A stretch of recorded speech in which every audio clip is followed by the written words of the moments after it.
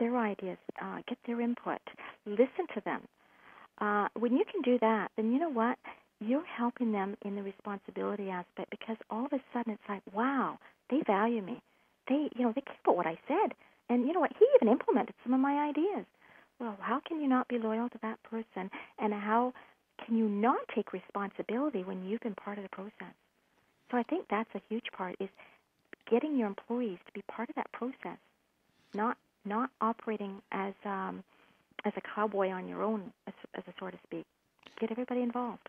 So in your book, The Magic Thought Can't Happen to Me, you talk about training and the investment of time and money, and really, restaurants are kind of known for being an industry with high turnover rates. How can a restaurant owner reduce that turnover? I think there's a couple of things. Number one, what's in it for me? I think you have to get rid of the stigma of you hear it so often. I'm just whatever it is. You're a waiter, and you're waiting on tables, and you look at it. It's a job. Well, no, look at it beyond that. It kind of goes back to choose your attitude of who you are. Provide the customer service training and coaching to your employees so that they understand. And believe me, I was asked one time to write an article for the newspaper. Judy, can you please write on what common sense is? Because over and over, this particular person would ask employees something or expect something, and they would have no idea. Nothing's common sense. So whether, we would think that it's common sense that we work together. We would think that whether I'm the owner, the cook, the dishwasher, I don't care what we are, that we are all an integral part of the company. But, a lot of people are very individual, say, well, no, it's me. It's me, me, me, me. No, we have to work as a team. When you look at making an employee's day, and that goes back, again, giving feedback to the employee, listening to their ideas, including them in the system, providing that continual feedback, all of those things, that reduces your turnover, everything that I said previously. When you can build a culture, when you can build a family, if you will, they'll bend backwards. They're not going to quit, because remember, the money is secondary. It's all the other reasons, a feeling of belonging. I'm going to go back and I'm going to, I dedicated my book, actually, to a fellow by the name of Howard McWhorter. He was 65 years old. He stayed with me for another 4 years. His goal was to coach me to take over his job. Now, think about this. I'm a secretary. I was 10 years at home with a house mom, coming back into the workforce. After 2 months, he brought me into his office, and he says, Judy, I want you to take over my job, and I'm going to stay with you until you have got the tools and you have the knowledge to be able to do that. You're going to either love me or you're going to hate me. Well, I'll tell you, after 4 years, I not only loved him for what he did for me, he became a friend of the family, but you know what? I dedicated my book. I've never forgotten what he's seen in me and what he was willing to do to make my career and to make me who I am today. You know what? It's not about money. I always say the money will come. And I think that goes for companies, that goes for individuals. It's choosing your attitude. It's choosing how you look at things in life. It's making the difference in someone's life so that you're never forgotten. And that loyalty, that trust will be there forever, whether they're with your restaurant for a year or they leave and they tell the whole world about what a great place it was to work. But that's something that you have to foster. That's something that you have to build together. It doesn't just happen overnight. It's not just one coaching session and voila, it's done.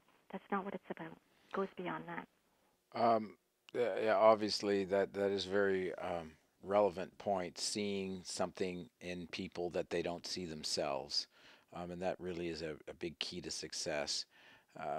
Let's talk. You talk a fair bit about safety and obviously in the restaurant industry, there's all sorts of opportunities for employees to get injuries, slips, falls, cuts, issues with heavy lifting.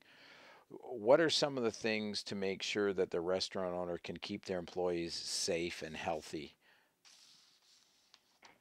That's a good question. And, you look at the way the laws are going right now, especially in Canada. We're getting pretty strict with our laws. I called my book The Magic Thought Can Happen to Me because we have that nothing's going to happen. We can take shortcuts. We can drive under the influence of alcohol. We can text message. When you look at the restaurant industry, you think about it. I'm too busy to clean up the spill. The ice falls out of the ice maker, and you don't clean it up. The person cuts themselves using the knives because they're not using them properly. The knives aren't sharpened often enough. You're not using mesh gloves. You get overspray from the dishwashers, which creates those slippery floors.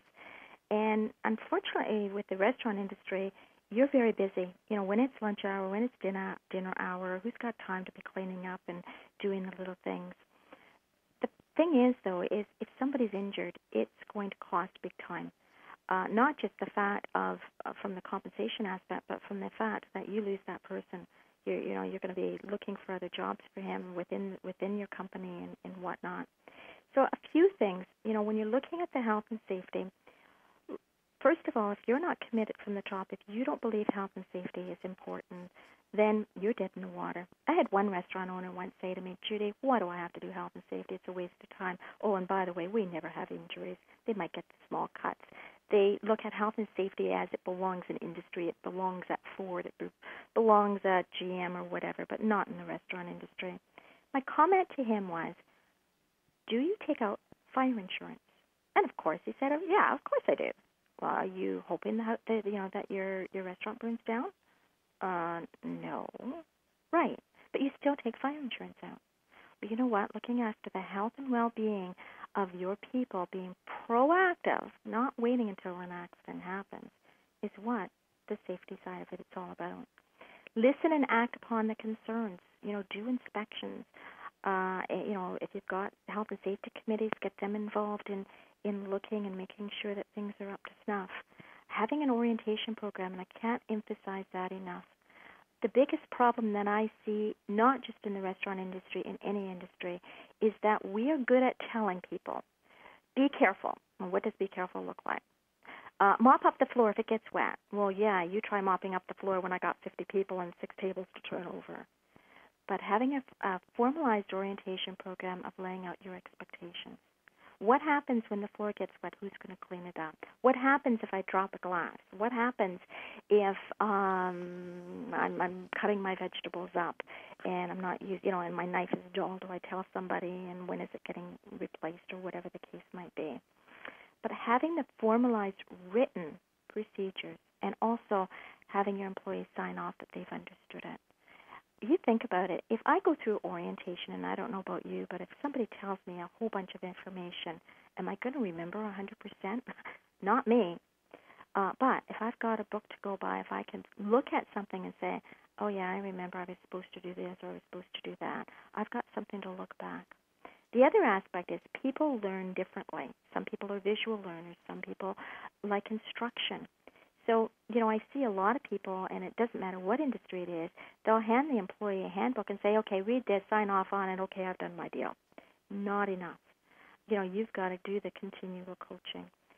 I think back to a particular restaurant where the kid wound up putting his hand in a deep fryer, hot deep fryer, I might add. The supervisor had gotten him from another, he was like doing the veg prep. He was short-staffed and says, hey, look, can you go and do these, deep fry this chicken? And by the way, don't burn them. Be careful. Well, the kid was nervous. He went to reach for something. Somehow his hand wound up going in the deep fryer. Severe burns. The supervisor was fined. Actually, the supervisor wound up getting fired at the end. You would think it would be common sense not to put your hand in a deep fryer. But stupid things happen. So, yeah, when it comes to preventing injuries and illness, you'll see a lot of tips in my book, The Magic Thought Can Happen to Me. I share it a little bit differently. I want you to be safe all the time because I care about you. If you injure yourself at home, say, for instance, you lit your barbecue and it flared up or whatever the case might be, if you are hurt at home, you're not going to be showing up for work in the morning. If a member of your family is hurt at home, guess what? You're going to be with them in the hospital. You're not going to be with me. So call me selfish, but I want you to be safe all the time. I want health and safety to be a habit where you want to be safe, where you can see the safety risks and that you can take action. I'm not telling you to live in a glass bubble by any means, but what I am telling people to do is be aware of their health and well-being, and that can only come from you as being the owner or the manager